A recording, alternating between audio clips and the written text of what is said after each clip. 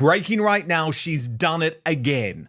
Meghan Markle has ripped off her new podcast, Confessions of a Female Founder, from this woman.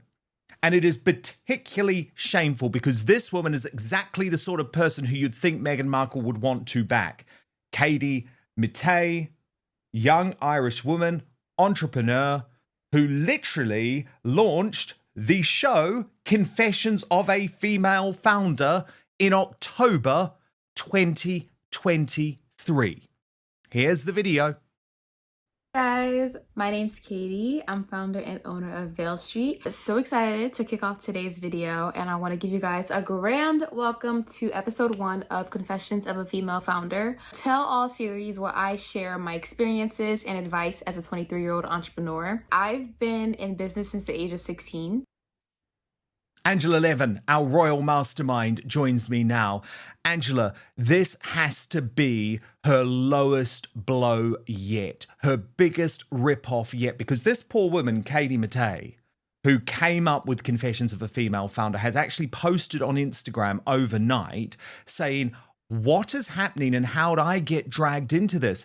In other words, Meghan hasn't even approached her and said, can I use this name?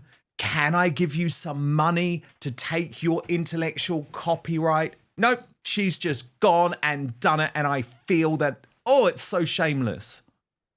Well, it is. It's hugely shameless. But it does tell you that she never learns. She never wants to actually acknowledge that she's made a mistake. We all make mistakes. Say, oh, I'm so sorry. I didn't realize. I must have dreamt it or something like that. She couldn't give a moment's thought to anybody else. And that is Meghan, exactly what she's like. She's a monster. She couldn't care about anyone. And that's what she does. She just takes it and that's it. Never mind. It's stolen, actually, isn't it? It's absolutely stolen. She couldn't care about that at all. All right, folks. Meghan Markle has done it again. Just when you think she couldn't sink any lower, she gets caught stealing her new podcast idea from a 23-year-old Irish entrepreneur. Yes, you heard that right. Meghan's Confessions of a Female Founder is not an original idea. A young businesswoman named Katie Matay launched a podcast under the same name back in 2023, long before Meghan came along. No, she's speaking out. So, did Meghan blatantly rip off a hardworking entrepreneur? Is she about to face legal consequences? And does this prove that she has no original ideas whatsoever? So let's start with what we know. I mean, Angela, I couldn't agree with you more. I couldn't agree with you more. It's completely stopped. I mean, what, we're meant to believe that Meghan didn't see this or her team didn't see this, yet it's exactly the same name. And as you say, Angela, if this was a one-off mistake and she admitted it, then maybe we'd be okay with it. But her track record of rip-offs is just constant. I mean, actually, we spoke about it earlier in the week, and we'll be putting up a video at the weekend of you completely exposing her ripping off Martha Stewart's one pot pasta video in With Love Meghan. So unfortunately, Meghan Markle doesn't have an original idea in her own head, but I just think this one in particular is so shameful because she claims to care about young women launching their own businesses, yet she is prepared to rip this young woman off. Now, what should happen now, Angela, is there should be an apology and money should exchange hands. But do you think that will happen? No, she just pretends it's not happening. We have seen for 5 years now that if she makes a mistake or she's very rude or, says something or behaves somewhere and it is absolutely not accepted, she just closes the door in her mind. You don't see her for a few days, then up she pops, couldn't care less, off she goes. Sometimes people say that she's very upset and she's been crying, but I don't think so. I think she's so hardened that she couldn't care less because she's not trying to improve at all with anybody, to anybody. And I think it's absolutely appalling. And when she's being on, different programs, she couldn't care less about anything there. Nothing, nothing, nothing. I think she is just revolting. And that's why Harry is in such a state, because he can't understand what he should do next. You know, he loves her, part of her, but, you know, she's the sort of woman that you can't ever really say, well, you know, don't say that about me. Don't do this about me. Don't allow me only 3 minutes in your 8 instant in your work. I'd like to be a bit more. He doesn't dare. So that's what I've said for a long time, that he's scared of her because she couldn't care less about anyone. And as for the royal family, she would love to do it. I read actually this morning that somebody said that she couldn't care less about them. And she really, her ideal is to hurt them in any way that she could. And this is even beyond that, isn't it? Yes. For a young girl like that, who's been very hard and A young female founder. Yep. Exactly. Thinking about what to do, and yet she couldn't care less. And we see that because she says one thing and she does another. The hypocrisy is just extraordinary. But I think it's now coming to a head where she's going ridiculously around. I mean, she's doing one thing after another because she wants to be seen and heard, and she adores Instagram. It's like her best friend now, and she's going to talk and talk and talk. She can't stop, and she won't let anybody else stop her. This picture of her, she looks as if she's from a sort of, there's been a terrible effect, and she looks very dangerous. And don't come after me. Look, it's very, very hard, her face. I am the queen. I'm the one who owns this. Don't mess with me. Exactly. Don't mess with me. She looks like that. Now, if you wanted to be positive and saying, I'm talking to a lot of girls, a lot of women, and we're going to talk about all things, and I'm going to learn lots of things, then you expect some sort of smile, some sort of enthusiasm. This is definitely don't mess with me. Meghan Markle recently announced her new podcast, Confessions of a Female Founder, a show where she supposedly interviews women about their business struggles. But here's the problem. A young Irish businesswoman named Katie Matay launched the exact same podcast, with the exact same name, back in 2023. And guess what? Katie is shocked. She took to Instagram saying, "How did I get dragged into this?" Meaning, she was never contacted by Meghan's team. Meghan just took the name and ran with it. And here's the thing. This isn't just a coincidence. The podcast world is huge, yet Meghan somehow landed on the exact same title as an existing show. Come on. At this point, how many more coincidences are we supposed to believe? Big time, which is the new era, isn't it? But my goodness, Angela, the reaction to this podcast, whoa, it was really strong. The Spectator headlined their coverage, "Does Meghan need another podcast?" And their writer, Alistair Lahman, said, "Success," Winston Churchill supposedly once remarked, "is the ability to go from failure to failure without loss of enthusiasm. If this is indeed the case, then Meghan Markle's 2025 thus far represents a remarkable series of triumphs and victories." Alex Phillip, very good, wasn't it? Alex Phillips, our friend, a regular here on Outspoken, posted on X, "The only thing you've found," speaking to Meghan Markle, "is a mentally ill prince with mummy issues you manipulate." And the Royal News Network, Angela, she actually changed the title of the show and said, fixed it. Meghan Markle should title her show "Confessions of a Grifter." Now that I would listen to. According to Taz, another regular here, said, "Oh no, please no. There is not enough Advil in the world. Why not do a podcast called Confessions of a Femme Fatale? Get your bingo cards ready, folks. Talks over guests, anecdotes about her life with every guest, swipes at the royal family, lies about her childhood." And Angela, what was quite astonishing about this, and again, it was pointed out by Brittany at the Royal News Network, there's only 8 episodes. Brittany says that's pathetic. Wonder if she had a tough time getting guests, and that's why the number is so small. Yeah, but it's, I mean, she's not going to listen to any of those 8 women. We saw with Spotify that people weren't allowed to have a conversation. What she feels anywhere really is to tell them about herself. She's not interested. She might ask a quick question. She doesn't know how to interview. She doesn't know how to ask questions. It's, I'm telling you about me. Then when she's traveling and she went to see a whole load of children, she said, and I'm sure you want to know all about how I did this, and I was very good at school, and I told everybody what they should do and how they should do it. She feels that we all get enormous pleasure from knowing everything she does and how she does it. We don't, but she won't recognize that. She's not interested. But it's a waste of time talking to these ladies. She doesn't even allow them to say very much, because she'll be in the second sentence and she'll be telling them all about her and how dreadful it was and how awful it was. And she was so upset, but she struggled through and she's made it. And oh, she's so thrilled, and you have to do what I'm doing, which is keep going. Oh, really?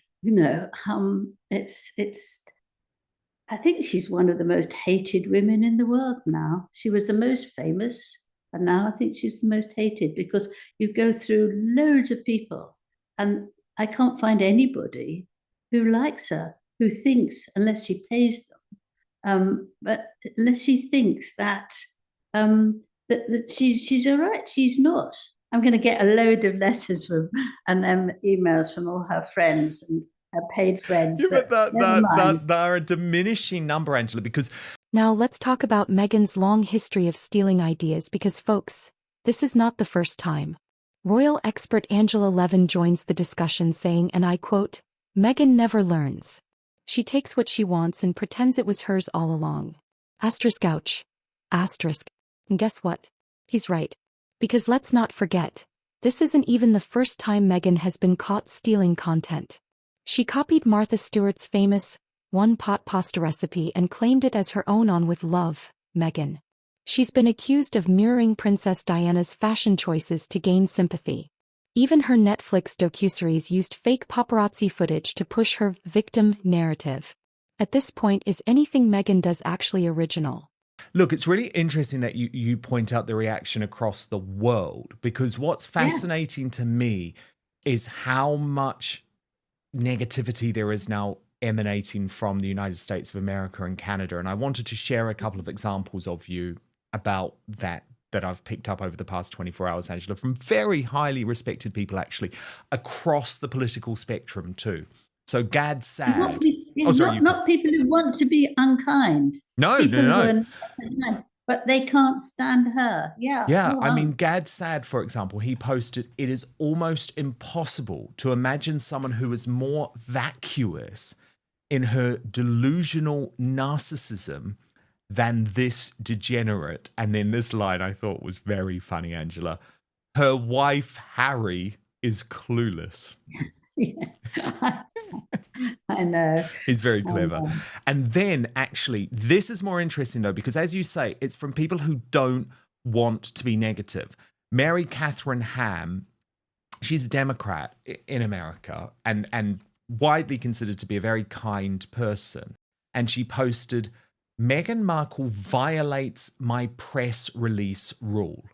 Each person only gets so many press releases allotted in a lifetime. Graduations, marriages, divorces, babies, job changes. Other people only have so much capacity to celebrate or be excited about your stuff. This is why a third wedding announcement, or say a fourth baby, might get less fanfare than a first. Fair enough, you have stuff going on. The modern social media era has exacerbated the press release problem, as everyone has made a press release of everything. Your gender reveals, your 100K followers, your therapy breakthrough, your second gender ID change, and third sexual proclivity announcement. At some point, people just can't care. And at another point, they get annoyed you're insisting they care. We are on at least Meghan's 6th or 7th public reinvention at this point, her 5th or so product launch. Each an uncomfortable false start, followed by a period of highly paid, inauthentic, and unimpressive work. There are too many press releases. Many people were at can't care anymore a while ago and might not have progressed to so annoyed, except her brand cohesive, vertically synergistic, corporately required to recoup ubiquity for each launch leads us to a new cycle of wait. She's launching another podcast, bespoke jam, company, logo, ethos, last name, thought, leadership, mothership. Too many press releases. But Angela, doesn't she have it spot on? The other side of it is that all these announcements, but they don't happen. We're still, if you're interested, waiting to be able to buy one of the things she's made, the jam or the tea. You still can't get it. They say now it's in April, but people have been waiting since last March. It's sort of ironic and ridiculous, and makes you not know anything that's going on. But I think that's what she wants. She wants to muddle us all up, so we can't work her out. She's just so amazing that we can't actually analyze her properly. But why do you do things when you know that nobody can buy it, nobody can comment on it?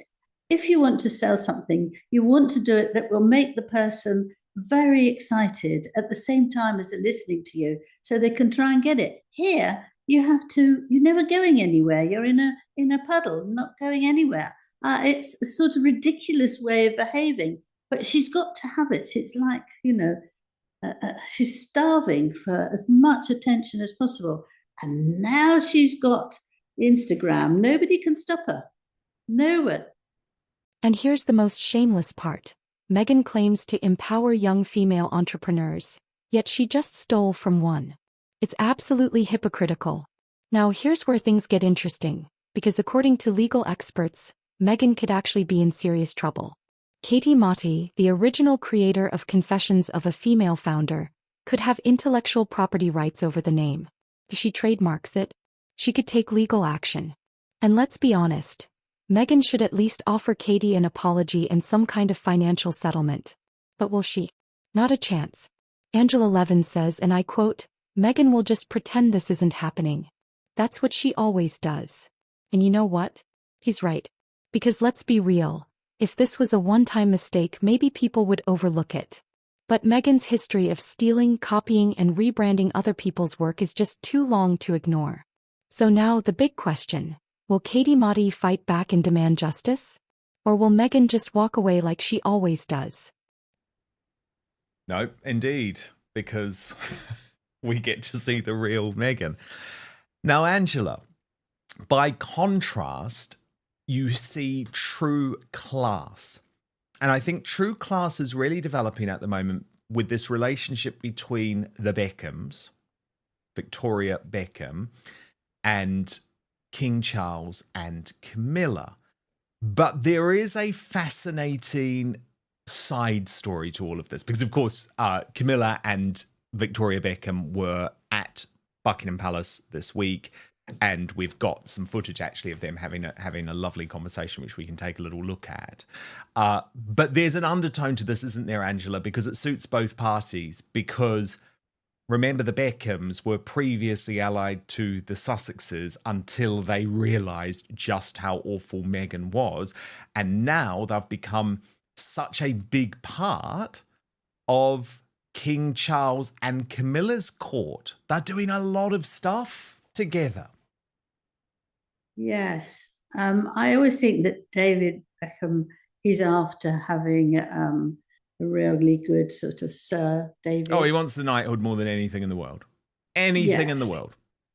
And I think that they're both working towards that as much as they possibly can, laughing at their jokes, also going to have bees and honey. If you're doing it, so am I, so we've got this in common as well.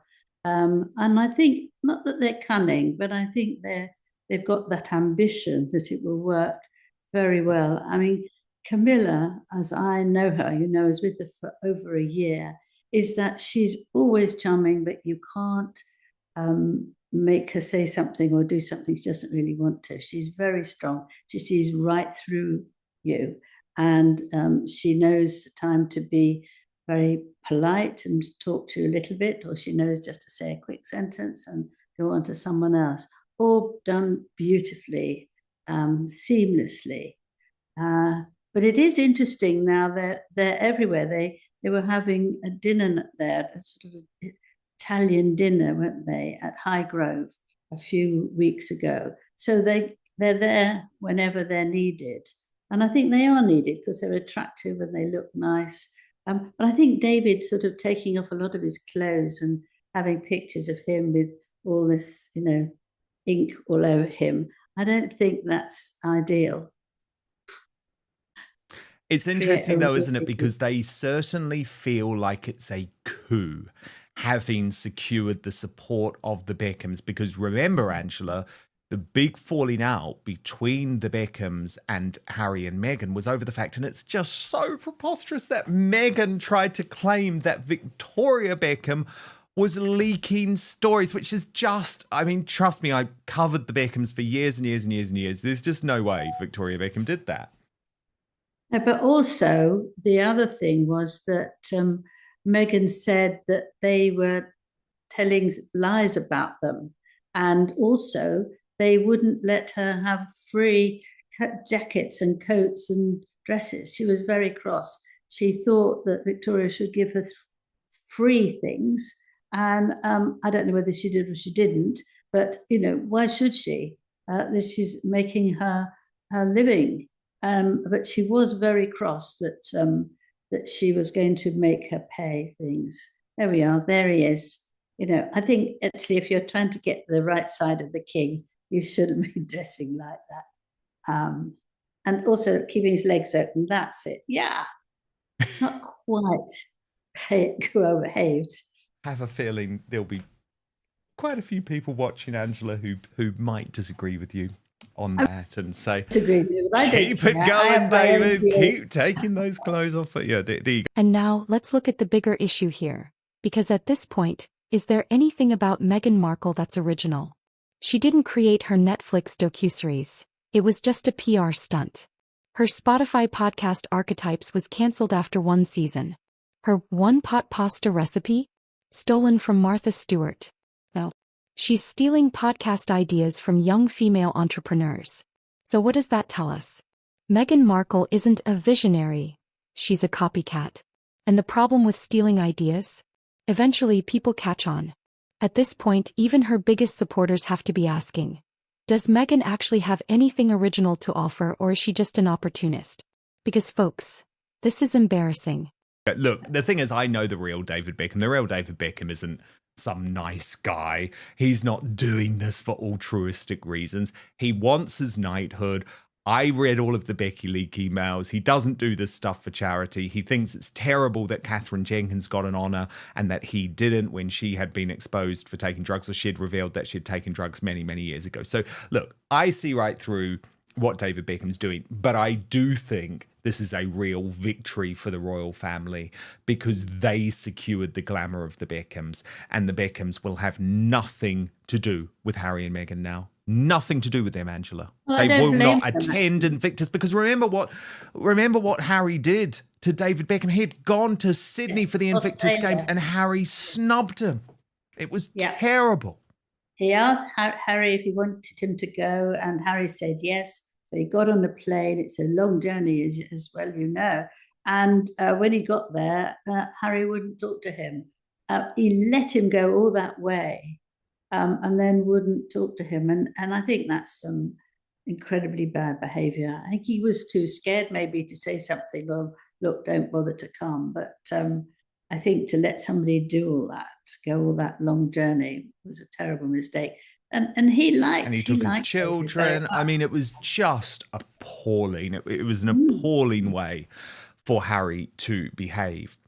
And meanwhile, Angela, we're getting to see a lovely side of Prince William this week again. So he loves his football, right? He absolutely loves his football. In fact, look at this great selfie picture, Angela. I just thought this was so sweet. Someone at one of the games, and they see William there, and he's smiling along. He's loving it. He just feels very comfortable. And then you've got this front page of the Sun newspaper, Angela, where he's sat down with the Sun, really opened up about his love of football. And there's a very fun video with one of the big England stars where he's joking about, well, he's having to choose between which Who should he footballer have? he Yes. likes the best. And it's just a lovely, fun side of William, which I thought we'd have a watch of, and then I'd get your reaction. Yeah. Gary Neville. Agbon Lahore. That's easy, that's too easy. Gabby Agbonlahor, Tyrone Mings. Ah, you. Oh, yes! It's gotta be. I knew I'd I get can't an do that answer in with this. you here. Come on. Tyrone Mings or Rio Ferdinand. Rio's gonna kill me. Tyrone. Let's carry this on. Let's carry this on. I've got to make this worth your while as well. Tyrone Mings or Ronaldinho. Oh, sorry, Ronaldinho. Well, It's gotta be. it was good while it lasted. Ronaldinho or Zinedine Zidane. Oh, it's a damn. Zinedine Zidane or David Beckham. God, that's gonna hurt. Bex, I think just. What made you just give it to Bex over Zinedine Zidane? Who's more likely to see it? Yes, that's also in the back of my mind. I think Bex might kill me if I don't say maybe longevity. I feel like Bex had a slightly longer career than Zidane, that's probably it. David Beckham or R9? R9. R9 or Lionel Messi? Oh, these are really tricky ones. Messi. Messi or Ronaldo? I've got to go Messi. He's won a World Cup. That's literally the only thing. That was nerve-wracking, but not too bad. That was actually really tough. Think of a few on the way home. I will, that's it. Why did I say that? So let's break it down. Meghan Markle has been caught stealing the confessions of a female founder podcast idea from a young Irish entrepreneur. Katie Matay speaks out. How did I get dragged into this?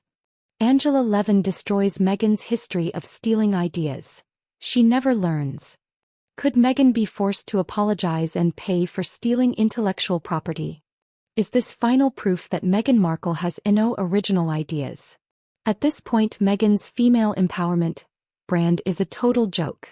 And the biggest question of all, if she has to steal ideas just to stay relevant, how much longer can she fool the public? So now the big question. Did Meghan Markle steal confessions of a female founder? Should she be held accountable? And will this young entrepreneur fight back? Let me know in the comments.